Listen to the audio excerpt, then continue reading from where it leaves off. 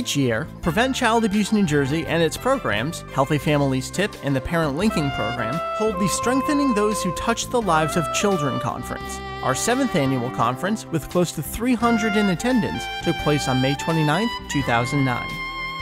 In terms of its audience, for the Healthy Families TIP program, the conference is held for the direct service workers. For the Parent Linking Program, it is held for the actual teen mothers and the caregivers that work with them.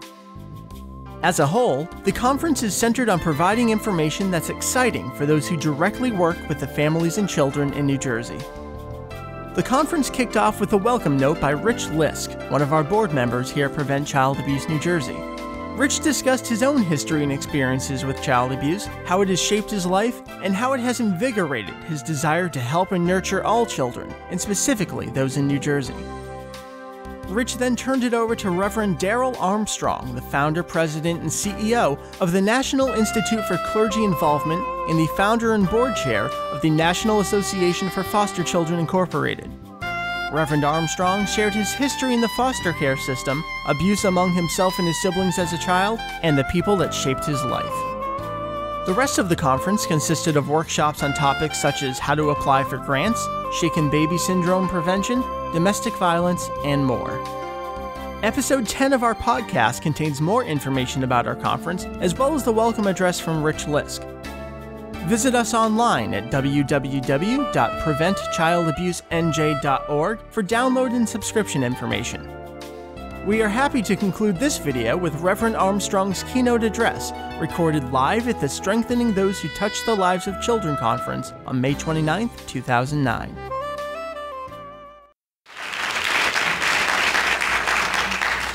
I'm deeply moved and honored to have heard Rich Lisk's story and commend him for being a brave soul to share his experiences growing up. You never know what someone is experiencing. You never know what someone has gone through until you walked in their shoes, and far too often we don't do that enough to try to get out of our perspective to get into somebody else's perspective. Grandmama told me this life principle, right? Never judge a book by its cover. And one would probably look at Rich and look at his success and his professional careers and accomplishments and probably would never have put that together, the story you've just heard, with the man that you probably would see on paper. And yet the reality is, when you peel the onion back for any of us, there's a story waiting there. There's a fascinating kind of life experience that all of us bring to the table. And Rich, I want to thank you. I've not met you before, and I'm sorry I had not met you before also. But after today, we certainly have kindred spirits and kindred missions in life. So I look forward to working with you and continue to work with the board of PCA&J. I want to thank Maura Summers-Doogie, who's been a dear friend of mine for many years. And I have great respect for the work that she has done in putting prevention, child abuse prevention from a primary perspective on the map in New Jersey. And all of that what Rich just talked about in the Corzine administration would not have happened had she and some other advocates had not raised their voices for the last 15, 20 years to say preventing child abuse is something that can happen. And that not only can we philosophically say it, but we can actualize it and make it happen. So I want to thank Maura and the board of this organization, which has been a primary agency to help move this agenda, this movement along. That's what I like to call it. Judy Feldman, the president of the board, we acknowledge you and thank again for your leadership in this state. And Tasha Johnson and all the other good folk who worked so hard to not only get me here, but put this conference together. Can you give them a big hand?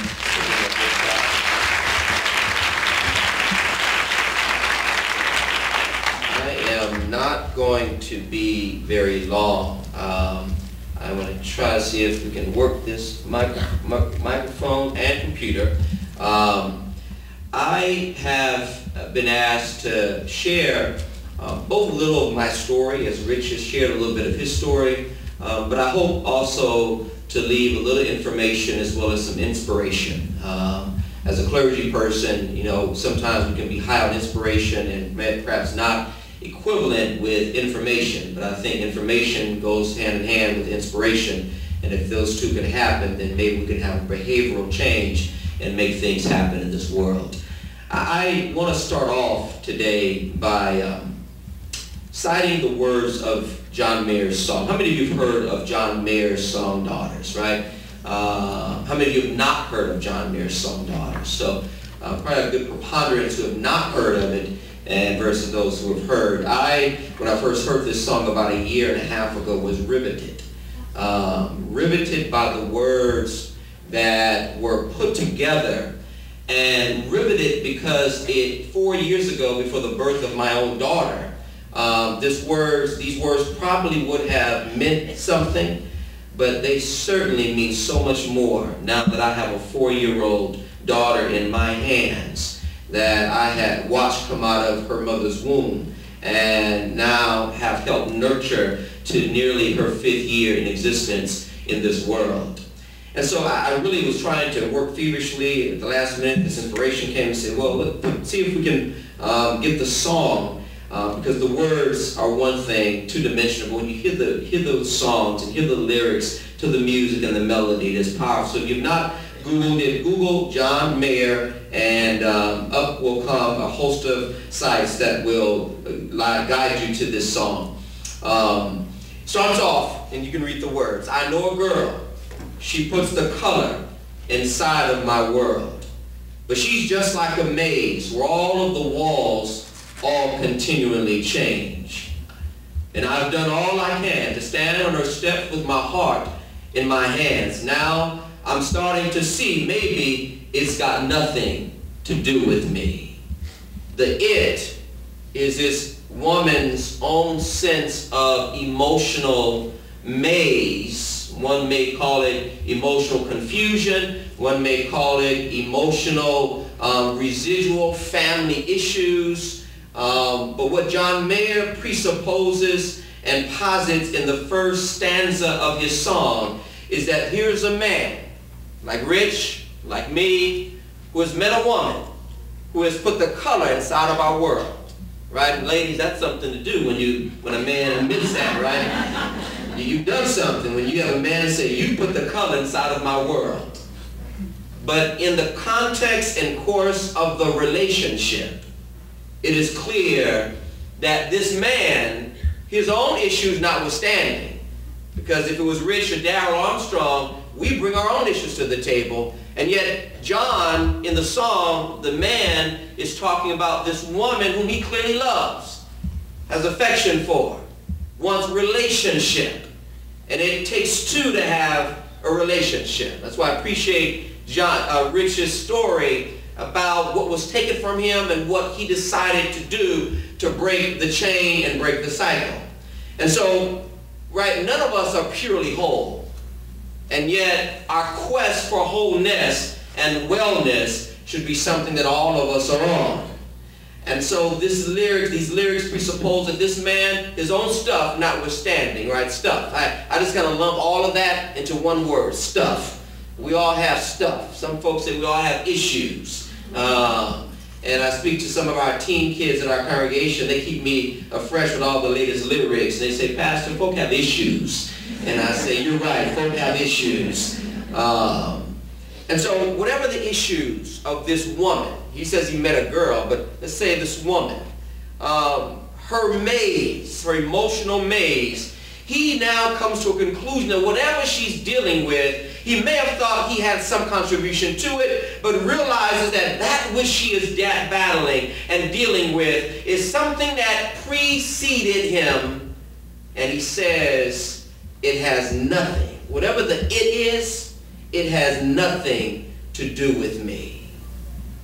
Now, Rich's wife, my wife, may come to the conclusion as well that what Rich is dealing with, what Darrell has dealt with, it has nothing to do with me, and yet they have chosen to be in relationship with us. We have chosen to be in relationship with them. And so the lyrics go on. Fathers, the stanza or the refrain, fathers, be good to your daughters. Daughters will love like you do. Girls become lovers who turn into mothers. So mothers, be good good to your daughters too. Awesome. Fathers, be good to your daughters. Daughters will love like you do. Right? I am the first male that will demonstrate to my daughter Amaris what it means to have a man love her unconditionally, to say I love you and not want anything from you. And that's something. Because often love is conditional. I will love you if you do this for me. I will love you as long as you love me. But unconditional love, in a religious context, some may say agape love, not erotic love, not phileo love, not storge love, but agape, unconditional love that looks beyond your issues and say, I'm going to love you in spite of yourself. This stanza gives me the injunction to be careful how I love my daughter. Because if I demonstrate to my wife and show my children how I love my wife in just a conditional way, then they grow up with a conditionalized sense of what love is. And so my daughter, when I lay down to bed with her, and she says, Daddy, lay with me and read the Bible with me, I cherish those moments because I lay next to her in her bed, and she gets her little pillow and thumps it up and get her blanket and positions it just right, and she turns over once or twice, and then she grabs my arm and rubs my arm, making me feel like Hercules. And she lays her head, and she gets comfortable, and she says, now, Daddy, let's read the Bible.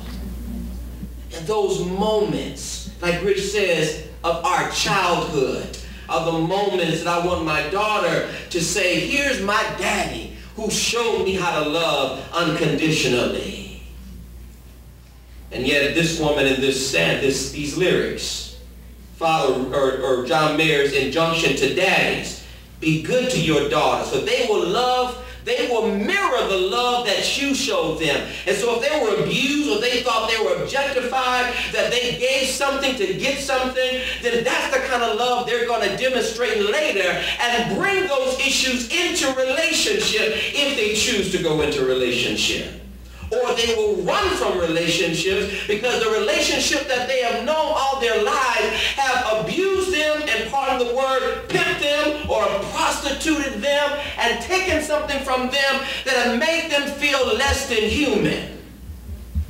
Daughters will love like you do. And then mothers, girls become lovers who turn into mothers. So mamas, you also be good to your daughters. What a great song for home visiting. What a great song for the parent linking program. What a great song to men who have often been left out of the equation, and there are several international and national efforts afoot now to say men can stop rape, or the White Ribbon Campaign in Toronto that has now become globalized, that men and boys have a responsibility because how they view their masculinity will have everything to do with how they exercise their power, and men, unless we are mistaken, it still is a male-dominated patriarchal world, and we must realize that there is a power differential, and we must understand how to bring and use our power. Just like in racism, you talk about the power wheel, domestic violence, the power wheel, these realities are real. And so men, I'm on a quest with Rich now to not only speak to young moms and their children, but to speak to the daddies, the fathers, and to say, boys, which is often the case, making babies don't make you a father.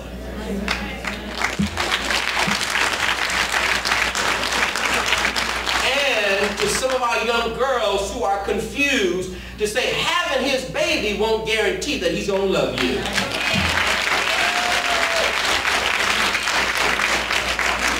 And so there's implicit messages in here to both the men and the women, old and young. Mothers be good, fathers be good. Oh, you can see that skin is the same that she's been standing in since the day she saw him walking away. Now she's left cleaning up the mess he made. Is that the man in her life romantically, or is that her father whom she watched walk out of her life? Rich's dad my daddy, whom I didn't meet until I was 21, 22, lived within blocks of each other in South Central LA, but didn't know that was my daddy. Imagine this. I could have dated a stepsister and not have known that that was my stepsister. That's the baby mama drama that you hear talked about and colloquialized, not only in urban America, but in suburban America and rural America. This isn't just a black thing, a brown thing, a so-called yellow thing. It's not just a white thing. It's a real thing that children all over America are having to deal with. Who am I? Where did I come from? Who brought me to this place? Why am I here, and why am I dealing with this stuff? And it leads us on a life journey. Rich's journey, my journey. And the song goes on to finish at the end of the stanzas, at the end of the lyrics. On behalf of every man, looking out for every girl, you are the God and the weight of her world. So fathers, be good to your daughters. Daughters will love like you do. Girls become lovers who turn into mothers. So mothers, be good to your daughters too. I'm going to end this by just sharing a little bit about my own background.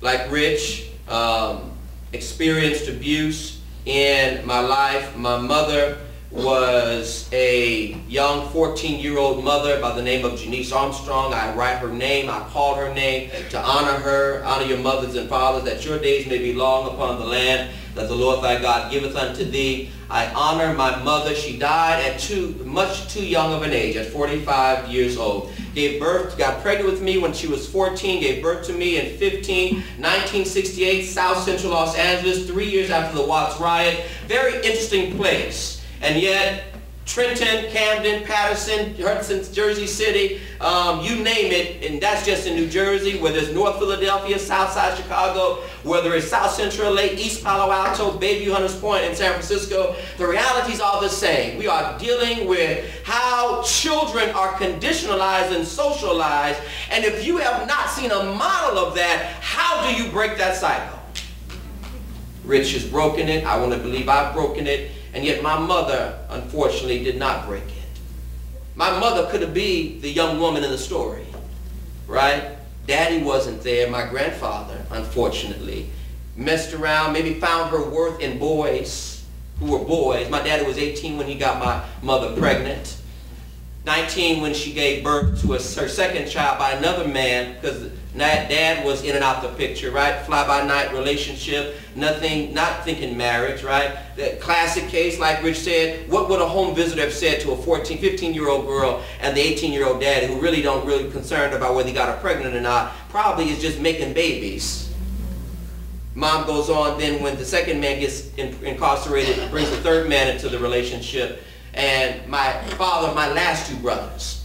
Long story short, I grew up watching mom and her boyfriends wrap plastic tubes around their arms, shooting heroin in their veins. I watched little powder, white stuff on the table. Didn't know it at 5 that was cocaine sitting on the table. Didn't know when they put a little spoon up and put a little rock on it that was rock cocaine, that they were crystallized heroin, whatever it was, that they were snorting, injecting, whatever they were doing. It caused adverse effects physically and mentally on the children that were in that household. Me and my younger brother, who was a year and a half at the time. My mom's companion runs a tub of scalding hot water one night after telling us to come in, angry, high on crack and cocaine, not a good combination, runs a tub of scalding hot water, puts my baby brother, 18 months old, in a tub of scalding hot water. This is after he had been abused at a younger age and had multiple contusions on his head because he would repeatedly thump him on his little 12-month-old head.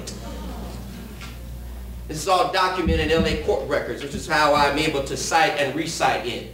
That night changed our lives. We went into foster care. My brother went in and had to recuperate from his trauma. I went in, having suffered my own issues of abuse with this man, went to a foster home for a week, a month, and a year and a half, came back with mom. Mom still with the same guy. Mom shouldn't have been. How do you then speak to mama at that point, right? When she's now 19, 20 with 2 children. And so the long story is mom's addiction overwhelmed her. She in 1998, when I was in my first year at Princeton Theological Seminary, after having graduated from high school, gone to Stanford, come to Princeton, doing all the right things like John said, but always knowing that mom's addiction may overwhelm her and continue to affect my life, our brothers' lives. Mom, in 1998, I got a call. I had overdosed on crack and heroin in South Central LA. She died at 45 years of age. One of the hardest things I ever had to do was write my mama's eulogy on an airplane from Newark Liberty flying to LAX at the Inglewood Park Cemetery. I eulogized my mom from a death similar to this, mom's casket in back of me, and guess who walks in as I'm preaching the eulogy? The very man that put my baby brother in a tub of scalding hot water 25 years earlier, who was the same man who was with my mama when she overdosed on crack and heroin. I wanted so much to stop preaching, run, and chase him out, but my grandmama sitting on the front row, tears streaming down her face, mama's body standing behind me. I did what I was ordained and called to do and knew was the right thing to do. Finished preaching, went up to him and said, only thing I have to say to you is God bless you. 2.5 years later, he died of his own drug-related causes. I should have been happy, right? The demon, the monster, the culprit, the perpetrator that abused mama's first 2 boys was also the daddy of my last 2 brothers, right? So like John said, I can be justified that the monster is gone, but now my 2 younger brothers have no mama nor any daddy. So I tell you that story simply to say that what life throws at any of us has to be approached from a perspective of resiliency. And how we teach resiliency is the art of what we all are doing in this room. Whether it's a school-based program, whether it is a domestic violence shelter, whether it is a parent linking program, whether it is healthy families, parents as teachers, nurse-family partnership, you name the model, it's evidence-based and all of that. But if you cannot sit in front of a young woman like my mama or a young woman like John's mother or our parents or those who are our caregivers and somehow see behind what is, then we're not facilitating the job we're supposed to do.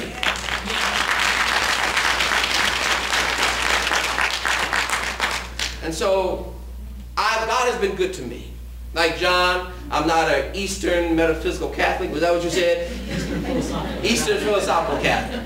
I'm a National Baptist Christian pastor. But I don't care what portal you're coming from. If there's a sense that something greater is operating in your life, and even if one is atheist, I still think we can find a common humanity with which not to demonize and kill one another, but love and uplift one another. And so my quest is to help families. It's to help engage families like my mother and my daddy. You know, when I met my daddy's side of the family, in 2002, I'm getting married. Princeton University's chapel was filled with my parishioners and other invited guests. And on the day I'm getting married, my grandmother, my daddy's mama, catches a 3-day Greyhound bus with my dad, whom I had just met a few years earlier, and travels across country to be at my wedding. I picked my daddy and his mother, my paternal grandmother, up at the Greyhound bus station in Trenton, New Jersey, and met her for the first time on the day I'm getting married.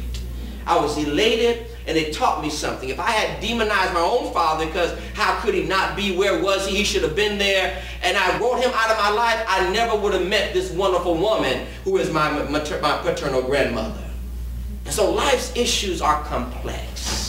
And we need folk who are able to respond to the complexities and the intricacies of folks' lives. I'm going to just stop there and show you a few pictures.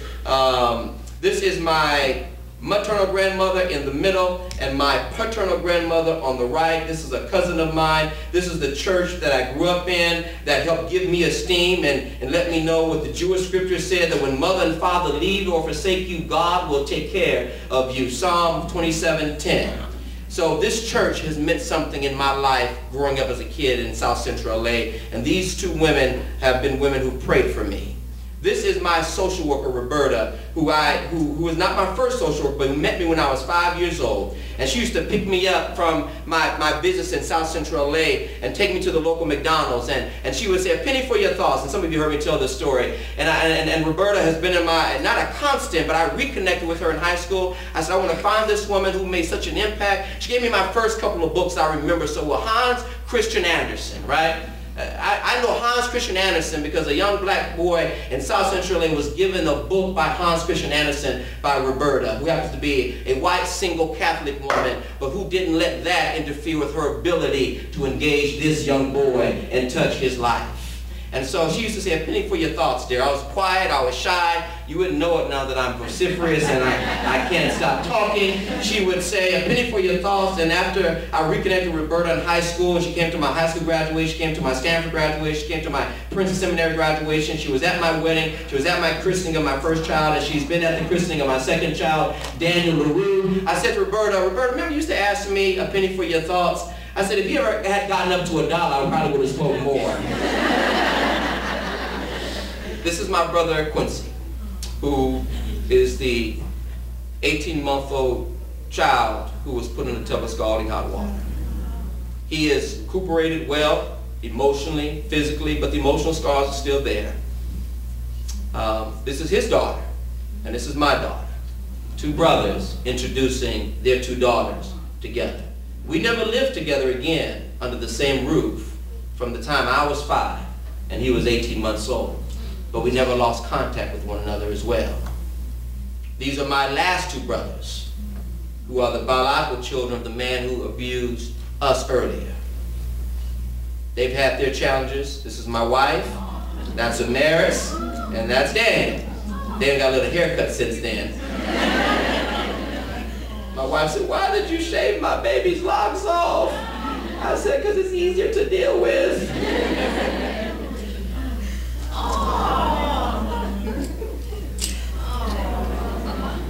He was 4 or 5 months old. I mean, how did y'all get him to do that?